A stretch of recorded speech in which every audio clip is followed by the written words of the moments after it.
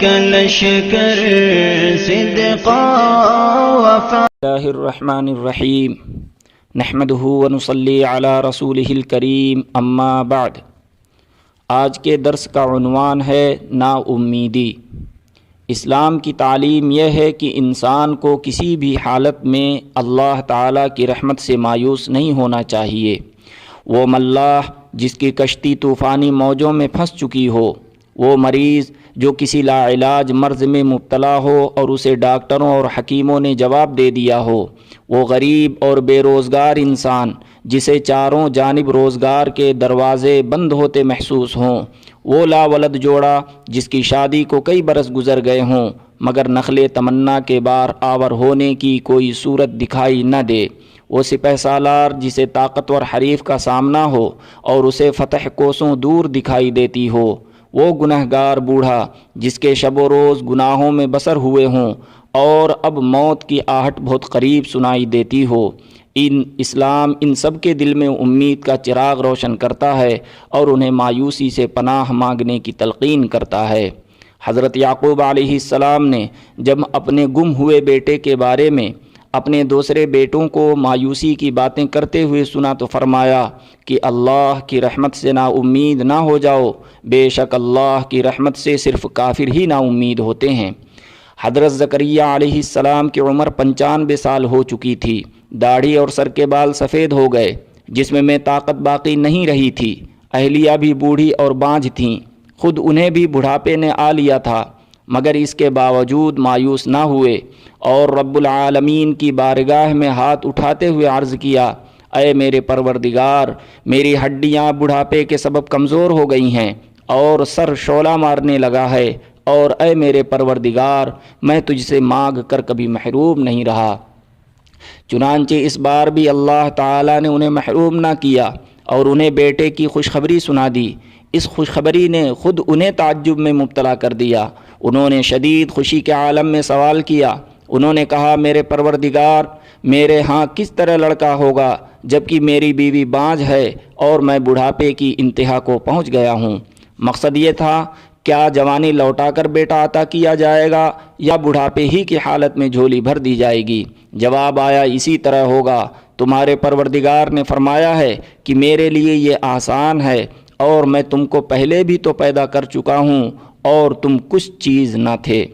محترم سامعین، اگرچہ تمام انبیاء کرام علیہم السلام نے رحمت باری سے امید ہی کا سبق دیا تھا، لیکن انبیاء کی حقیقی تعلیمات سے محروم ہونے اور ان کے اندر اپنی خواہشات کی آمیزش اور تحریفات کر دینے کی وجہ سے حضور اکرم صلی اللہ علیہ وسلم کی بعثت کے وقت اللہ تعالیٰ کی رحمت سے مایوسی کی ایک عام فضا چھائی ہوئی تھی۔ ہندو سماج میں تناسخ کا فلسفہ ایک اٹل عقیدہ کی حیثیت رکھتا تھا، جس کی رو سے ہر انسان کو اپنے پہلے جنم کے گناہوں کی سزا بھگتنی ضروری ہے۔ عیسائیت کی تعلیم کے زیر اثر مسیحیوں کے ذہن میں یہ بات بٹھا دی گئی تھی کہ ہر انسان پیدائشی طور پر گنہگار ہوتا ہے۔ مایوسی کی اس عمومی فضا میں سرور دو عالم صلی اللہ علیہ وسلم نے پوری طاقت اور صفائی سے اعلان کیا کہ ہر بچہ معصوم پیدا ہوتا ہے، کوئی بھی انسان دوسرے کے عمل کا ذمہ دار یا جواب دہ نہیں ہے۔ بڑے سے بڑا گنہگار بھی اگر اپنی غلطیوں کا اعتراف کر کے ان پر ندامت کا اظہار کرتے ہوئے اللہ سے معافی مانگ لے تو اسے گناہوں سے ایسے پاک صاف کر دیا جاتا ہے گویا اس نے کبھی گناہ کیا ہی نہیں تھا۔ آپ صلی اللہ علیہ وسلم نے توبہ کے فضائل اور خدا کے دریائے رحمت کے جوش کا اس انداز میں بیان کیا کہ سالہ سال کے پاپی بھی توبہ کرنے پر آمادہ ہو گئے۔ انہوں نے محسوس کیا کہ باری تعالیٰ اس بندے کا منتظر اور مشتاق ہے جو بغاوت کے بعد اطاعت اور معصیت کے بعد عبادت کے راستے پر چلنا چاہتا ہے۔ سورہ زمر میں ہے، کہہ دیجئے اے میرے وہ بندو جنہوں نے اپنے حق میں زیادتی کی ہے، اللہ کی رحمت سے مایوس نہ ہو، بے شک اللہ تعالیٰ تمام گناہ معاف کر دیتا ہے، بے شک وہ بڑا بخشنے والا اور بڑا رحم کرنے والا ہے۔ صحیح بخاری کی ایک حدیث میں عجیب انداز میں خطا کاروں کو توبہ کی ترغیب اور مایوسی سے دور رہنے کی تلقین کی ہے۔ حضرت عبداللہ بن مسعود رضی اللہ عنہ سے روایت ہے کہ میں نے رسول اللہ صلی اللہ علیہ وسلم کو یہ ارشاد فرماتے ہوئے سنا، اللہ کو اپنے مومن بندے کی توبہ سے اس شخص سے بھی زیادہ خوشی ہوتی ہے جو کسی چٹیل اور خوفناک علاقے میں اس کے ساتھ اس کی سواری بھی تھی، جس پر اس کا کھانے پینے کا سامان بھی تھا۔ وہ سو گیا، جب بیدار ہوا تو سواری دکھائی نہ دی۔ وہ اسے تلاش کرتا رہا یہاں تک کہ اسے سخت پیاس لگ گئی۔ اس نے سوچا میں اس جگہ چلتا ہوں جہاں میں پہلے سو رہا تھا، وہیں لیٹا رہتا ہوں یہاں تک کہ موت مجھے آ جائے۔ اس نے موت کے انتظار میں اپنا سر اپنے بازو پر رکھا اور سو گیا۔ آنکھ کھلی تو اس کی سواری سامنے موجود تھی، اس کا زاد راہ اور کھانے پینے کا سامان بھی اس پر موجود تھا۔ گمشدہ سواری کے ملنے سے جتنی خوشی اسے ہوتی ہے، اس سے زیادہ خوشی اللہ تعالیٰ کو اپنے مومن بندہ کے توبہ کرنے سے ہوتی ہے۔ محترم سامعین، بعض اوقات انسان کسی مہلک بیماری میں مبتلا ہو جاتا ہے یا غربت کی وجہ سے ایسا دل شکستہ ہو جاتا ہے کہ اسے موت ہی کی صورت میں ایک پناہ گاہ دکھائی دیتی ہے۔ بالخصوص ہمارے دور میں جبکہ ہر شخص پریشان دکھائی دیتا ہے، کوئی بے روزگاری کی وجہ سے اور کوئی خاندانی اور گھریلو تنازعات کی وجہ سے مایوس ہو کر خودکشی پر آمادہ ہو جاتا ہے، سوسائڈ پر آمادہ ہو جاتا ہے یا کم از کم موت کی آرزو کرنے لگتا ہے، مگر اسلام ان حالات میں بھی نہ تو خودکشی کی اجازت دیتا ہے اور نہ موت کی تمنا اور دعا کی اجازت دیتا ہے، کیونکہ یہ دونوں چیزیں مایوسی اور اللہ کی رحمت سے نا امیدی کو ظاہر کرتی ہیں۔